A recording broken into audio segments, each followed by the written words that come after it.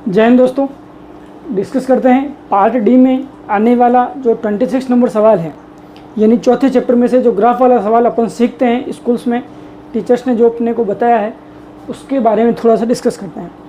क्या कह रहा है ये पार्ट डी में जो सवाल बनता है, आपको क्या ध्यान रखना है। आपको देखो, सबसे पहले तो इस तरीके से एक 5 हेडिंग बना लेनी है और इन 5 के अलावा छठा सवाल नहीं पूछ सकता 99%। अब 1% किस्मत ख़राब है तो जो मॉड वाले सवाल हैं अपने 4.2 में दे रखे हैं वो वाला पूछ सकता है, उसको भी अपन डिस्कस करेंगे। लेकिन मोस्ट ऑफ जो क्वेश्चन बने हैं या बनने लायक हैं वो ये 5 तरीके के हैं। अब इन 5 तरीक़ों को करने के लिए कुछ पार्ट इन 5 का कॉमन है, वो अपन देखते हुए चलेंगे, फिर उसके बाद धीरे धीरे 5 के आंसर निकालेंगे।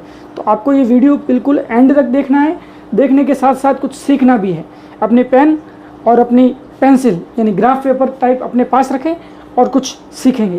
क्या सवाल में देखो, अपने को सबसे पहले तो क्या दे रखा होता है, 2 समीकरणें दे रखी होती है। उसके अंदर से सबसे पहले आपको समीकरण लिखनी है, इसको L1 नाम देना है। जिस तरीके से आप समीकरण 1 नाम देते हो उसी तरीके से L1 नाम दोगे, दे दिया L1 नाम।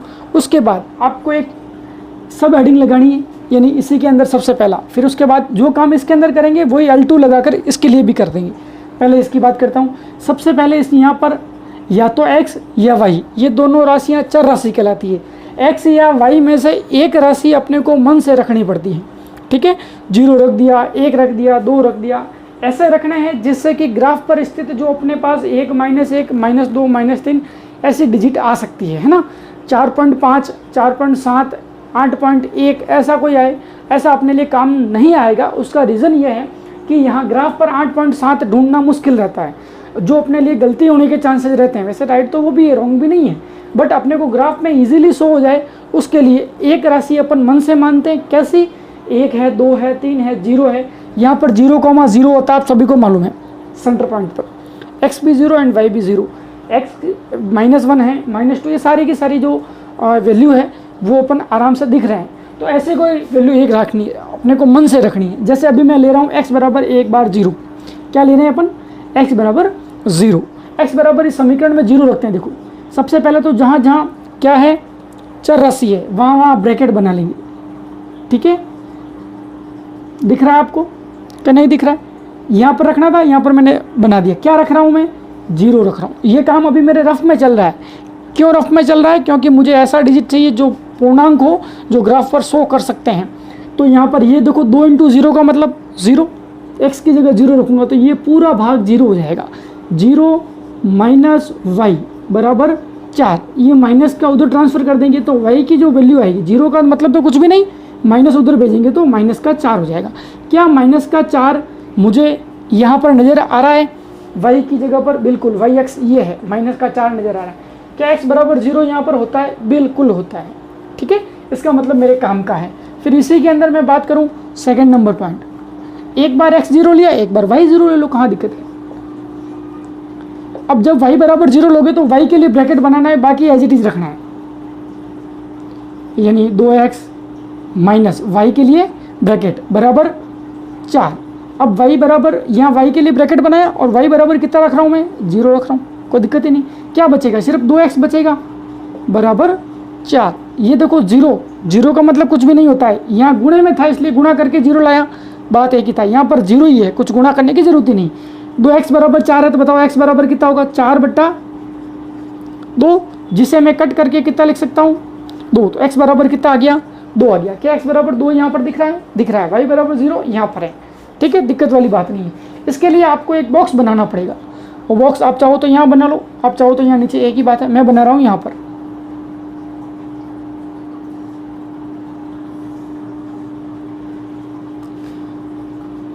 कुछ टीचर्स या स्कूल्स के अंदर आपको 3 भी बनवाए होंगे, है ना। ऐसे 3 निकाल सकते हैं अपनी प्रैक्टिस के लिए। 3 क्या 4 भी निकाल सकते हैं, कोई गलत नहीं करेगा, ध्यान रखना। अब आपको इसको किस तरीके से शो करना देखना।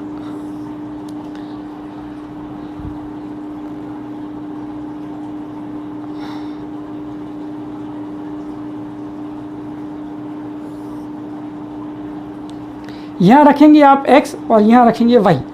x के लिए कितना रखा था, x बराबर जब 0 रखा था, x बराबर कितना रखा था 0, तो y की वैल्यू कितनी आई थी -4, बॉक्स बना रहे। वापस x y बराबर कितना रखा था 0, तो x की वैल्यू कितनी आई थी 2। क्लियर। अब आप हल्का सा क्या करें, यहाँ a लिखे, यहाँ पर b लिखे। सर ये क्यों लिखवा रहे हैं, ये अच्छा लगेगा जब अपन यहाँ पर शो करेंगे इन पॉइंट्स को।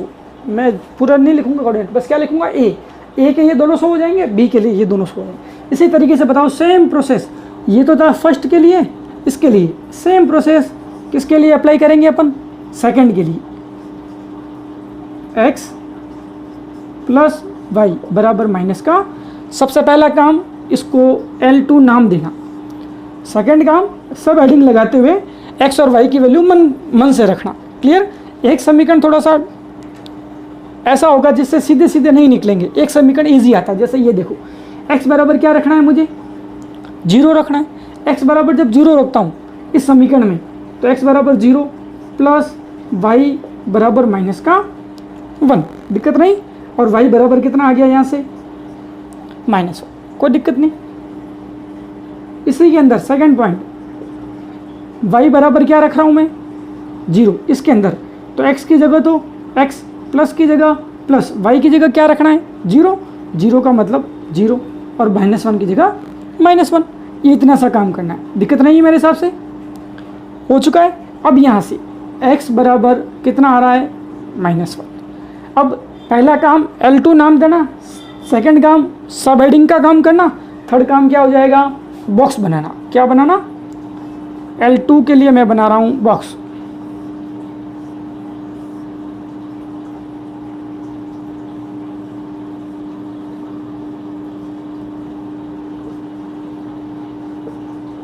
राइट।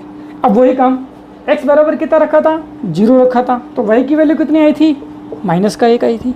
वापस x y बराबर कितना रखा था 0 रखा था, x की वैल्यू कितनी आई -1। क्लियर। ये थोड़ा सा काम है। अब कई बार बच्चे बोलते सर हमारे दोनों सेम आ जाते हैं, कोई दिक्कत वाली बात नहीं। वो पर्टिकुलर किसी न किसी रेखा के समीकरणों पर डिपेंड करता है कि उसके बिंदु कैसे आए। क्लियर। ऐसा 0 0 रखने से जल्दी उतर आता है, लेकिन कहीं न कहीं एक जगह आपको दिक्कत आएगी, बाकी 3 काम इस 0 0 से हो जाता है। तो आप भी इसको ट्राई करें। क्लियर। आपका थोड़ा कॉन्फिडेंस बढ़ेगा अगर सवाल के अंदर अपन ऐसे करते हैं तो। अब देखो, अगर काम सवाल ये पूछे तो भी इतना काम तो करना ही है, ये पूछे तो भी इतना करना है, ये पाँचों के पाँचों में ये काम करना ही है, साथ ही साथ अपने को ग्राफ के अंदर शो करना, यहाँ तक पाँचों के अंदर करना है। फिर उसके बाद धीरे धीरे क्लासिफाइड है, पर्टिकुलर के लिए अपन पढ़ेंगे। क्लियर। तो यहाँ C और यहाँ पर D। क्लियर है मेरे हिसाब से। चलिए 1 मिनट, अब अपन देखते हैं। सबसे पहले A पॉइंट देखो, 0, ये अपन कहते हैं इसको x अक्ष कहते हैं, इसको अपन कहते हैं y अक्ष। क्लियर। 7th 8th में पढ़ लिया था अपन ने कि इसको y अक्ष कहते हैं, इसको x।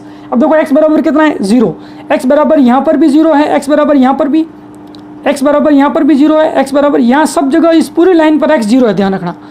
क्लियर। x बराबर 1 यहाँ पर होगा, इस पूरी लाइन पर x 1 है, x बराबर 2, तो इस पूरी लाइन पर x 2 है, ध्यान रखना। तो अभी ये 0,0 होता है, x की वैल्यू यहाँ पर 0, फिर उसके बाद y की वैल्यू कितनी जानी है -4 जाना है, तो -4 ये रहा। यहाँ पर पॉइंट कौन सा है A, तो आपको क्या करना है, थोड़ा सा पेंसिल लिखकर यहाँ पर A लिखना है। इस तरीके इस साइड भी लिख सकते हैं अपन। क्लियर। ये A पॉइंट हो गया। अब वापस पूरे निर्देशांक लिखने की जरूरत नहीं है। क्लियर है। ये L1 की बात हो रही। वापस देखो x बराबर कितना है 2 है, और ये कितना 0, x बराबर 2 कहाँ होता है यहाँ पर, और y बराबर 0 कहाँ होता है, इस पूरी लाइन पर y 0 है, ध्यान रखना। x अक्ष पर y का मान 0 होता है, यहाँ पर भी 0, यहाँ पर भी 0, और यहाँ पर भी y का मान कितना होगा 0, और x बराबर कितना है 2 तो दिख रहा है, ये x अक्ष है तो x बराबर 2 हो गया, और y बराबर इस लाइन पर 0। तो ये वाला पॉइंट मेरे किस काम का है, मेरे काम का है ये B के लिए। अब आपको स्केल लेनी है और इन दोनों को इस तरीके से ज्वाइन करना है।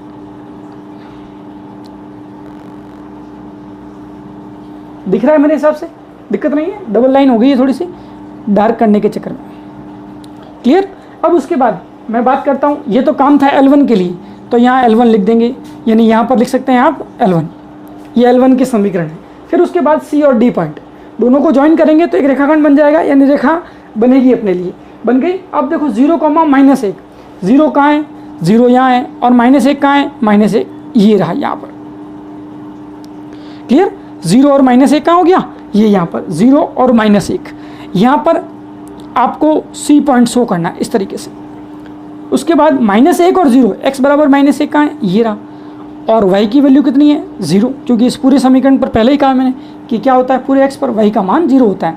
ये आपके लिए D पॉइंट का काम करेगा। अब अपने को क्या करना है, अपने को इनको दोनों को क्या करना है, ज्वाइन करना है।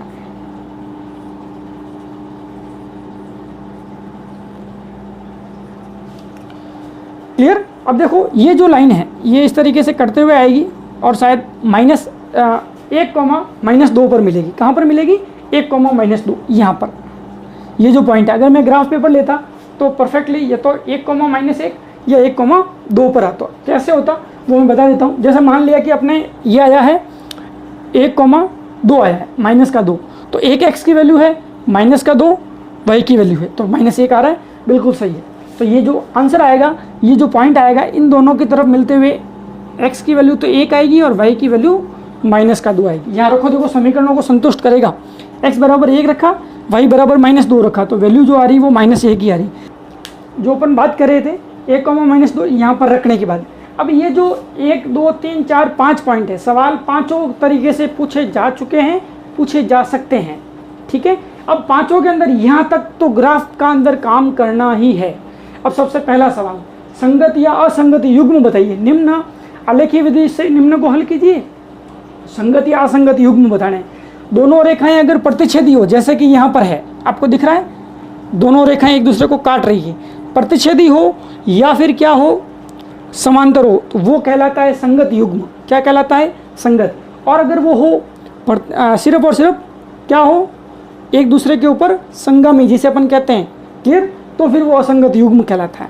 सबसे पहली बात तो ये दोनों कैसे हैं, कट रहे हैं, तो ये कैसा युग्म है। सबसे पहले का आंसर, अगर पहला सवाल आता तो ये करने के बाद अपन लिखते कि संगत युग्म है। संगत युग्म क्यों है, क्योंकि ये प्रतिच्छेदी रेखाएं हैं। दूसरा, हल की प्रकृति, जिसे अपन कहते हैं अद्वितीय हल होगा। कैसा हल होगा, है ना। हल की प्रकृति के साथ साथ अपने को पूछा जा सकता है रेखाओं की प्रकृति, रेखाएं कैसी है, हल की प्रकृति या रेखाओं की प्रकृति। तो दूसरे का जो सवाल का आंसर जो निकलेगा वो निकलेगा हल की प्रकृति कैसी है, अद्वितीय हल है। कैसा हल है, अद्वितीय हल। उसके साथ साथ रेखा कैसी है, प्रतिच्छेदी है। कैसी है, प्रतिच्छेदी रेखाएं। क्लियर, ये इतना सा सवाल नंबर 2। अगर सवाल नंबर 3 आता है, अद्वितीय कब होता है, जब कट करती है। अनेक हल कब होते हैं, जब लाइन के ऊपर लाइन आती है ना। फिर उसके बाद अगर दोनों रेखाएं समांतर है तो कोई हल नहीं, जिसे अपन कहते हैं समांतर रेखाएं। फिर उसके बाद बात करते हैं सवाल नंबर 3। सवाल नंबर 3 कह रहा है कि वाई एक्स और एक्स एक्स से कटान बिंदु ज्ञात करो। ये भी सवाल पूछा जा सकता है ना। क्या कहेगा, निम्न समीकरणों को सॉल्व कीजिए तथा ये बताइए कि ये समीकरण एक्स एक्स को कहाँ कट करते हैं।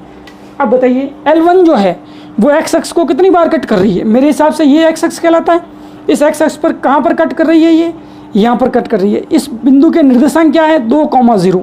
तो जो पहले के अंदर जो एक्स एक्स पर के कटान बिंदु हैं, तो L1 के लिए अपन लिखेंगे L1 के लिए एक्स एक्स के कटान बिंदु, वो आंसर हो जाएगा 2,0। L1 के लिए वाई एक्स के कटान बिंदु पूछ सकता है। L1 के लिए वाई एक्स कहीं कट हो रहा है, बिल्कुल ये वाई एक्स है। तो बताओ L1 के लिए क्या हो जाएगा, 0,-4। ये वाई एक्स का काम हो गया कटान बिंदु का L1 के लिए। अब L2, ये जो दूसरी लाइन वाली लाइन है, ये वाली, ये आपके लिए L2 का काम कर रही है।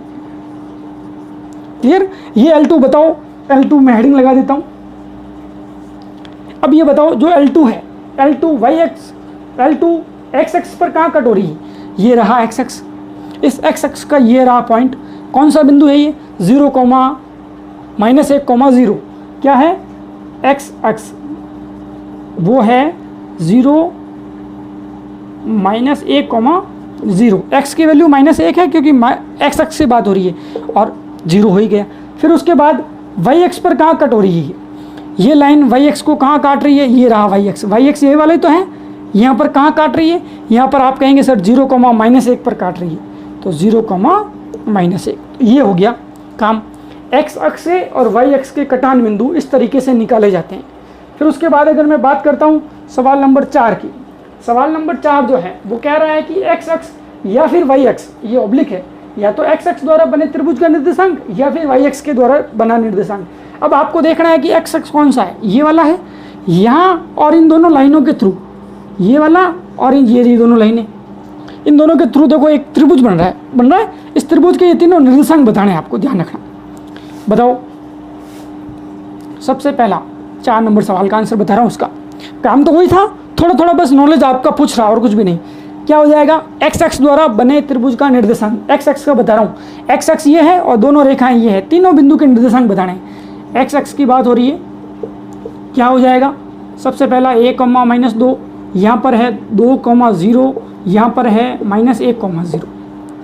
क्लियर, ये हो गया। फिर उसके बाद वो क्या पूछ रहा है, वाई अक्ष, तो ये लीजिए वाई अक्ष, कहाँ दिक्कत है। अब आप वाई अक्ष के लिए सोचिए, ये रहा वाई अक्ष, वाई अक्ष के थ्रू यहाँ बनने वाला ये बन रहा है, मेरे को ये दिख रहा है, देखो दिख रहा है, इसके निर्देशांक बताने, कहाँ दिक्कत है। एक तो ये वाला पॉइंट, एक ये वाला पॉइंट और एक ये वाला पॉइंट। सबसे पहला है 0,-1, फिर उसके बाद है 1,-2, फिर उसके बाद है 0,-4। एक्स की वैल्यू वाई पर 0 होती है, ध्यान रखना। तो ये दोनों पॉइंट हो गए और बीच वाला ये वाला पॉइंट, तो निर्देशांक। सवाल नंबर 5 बहुत ही इंपॉर्टेंट सवाल, आया हुआ सवाल है। यहाँ पर ए की जगह बी हो सकता है, बी की जगह पी हो सकता है, क्यू भी हो सकता है, ऐसा कुछ। अब मैं थोड़ा सा इसको रिमूव कर रहा हूँ, सवाल हो नहीं रहा है। इसके लिए मैं आपको हिंट दे देता हूँ, जब भी ये सवाल आएगा तो हमेशा रेखाएं कटेगी। क्लियर, यानी ये काम तो आपको पूरा करना ही है। जिस बिंदु पर कट होती है, किस पर कट हो रही है, यहाँ पर कट हो रही है, वो आपके लिए जो एक्स और वाई का मान जो होता है वही यहाँ पर रखना है। यानी हल क्या हो जाएगा आपके लिए, हल के अंदर x, y की जो वैल्यू आएगी वो कटान बिंदु लेना है, 1,-2 लेना है। क्लियर है, 1,-2 कटान बिंदु। फिर कह रहा हूँ, क्या कहा मैंने, मोस्ट इंपोर्टेंट बात, कि अगर ऐसा सवाल आता है a बराबर या p बराबर, ऐसा कुछ सवाल आया हुआ है, सवाल ध्यान रखना, 2018 पहले भी पूछ रखा है। तो a बराबर 4x + y, तो x और y के अगर मान आ जाए तो a का मान आ जाएगा, यानी x और y कहाँ से मिलेंगे, इनके कटान बिंदु पर। इसका मतलब ये हो गया कि जब ऐसा सवाल आएगा तो हमेशा 2 प्रतिच्छेदी रेखाएं अपने को दी हुई होगी। क्लियर, प्रतिच्छेदी रेखाएं, तो अपने को क्या करना है, x और y के लिए मैं ले रहा हूँ। यहाँ पर a बराबर कितना दिया हुआ है, a बराबर कितना दे रखा है, ये देखिए 4x + 5y। अब आपको करना क्या है, a बराबर 4x की जगह ब्रैकेट रखना है प्लस y की जगह ब्रैकेट रखना है। x बराबर कितना है 1, y बराबर कितना है -2। दिख रहा है, दिक्कत नहीं। अब यहाँ गुणा करो, क्योंकि ब्रैकेट का मतलब गुणा होता है, 4 एकम 4, 5 गुणा 10 होता है, लेकिन ये प्लस और ये माइनस गुणा होके क्या बन जाएगा, माइनस। a बराबर 4 - 10, 4 - 10 मेरे हिसाब से -6 आएगा। क्लियर, तो ये जो 5 नंबर वाला टॉपिक था वो भी कवर है। पार्ट डी कवर, 26 नंबर सवाल पूरा कवर। क्लियर, कोई भी सवाल आए इसके अलावा आपके नहीं पूछा जा सकता है, किताब के अनुसार तो यही है। अब रहा मॉड वाला, तो वो अगले वीडियो में, और वो वीडियो जो बनेगा उसका लिंक मैं इस वीडियो के डिस्क्रिप्शन में बाद में डाल दूंगा, तो आप उसको भी कवर कर सकते हैं, दिक्कत नहीं है। फिर भी कोई डाउट हो आप कमेंट करिए, सॉल्व करने की कोशिश मैं पूरी करूँगा ही। क्लियर, जय हिंद।